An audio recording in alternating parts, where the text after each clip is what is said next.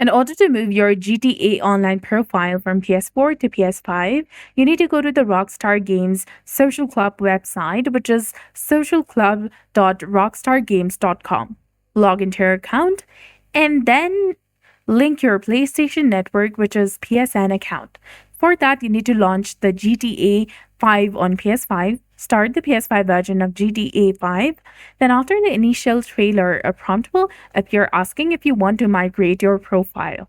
Select the option to migrate, usually by pressing the X or the indicated button, and this copies your character and progress to the PS5. You'll see the character review screen, and here you can choose to start a new character or continue with your migrated one. This is a one-time copy, not a transfer.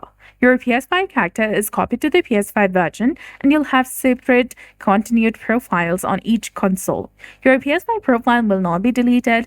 Make sure to use the same Rockstar Games Social Club account on both your PS4 and PS5. So that's it for this video. I hope you found this helpful. If you did, please like, share, and subscribe. Thanks for watching. We'll see you again in the next one.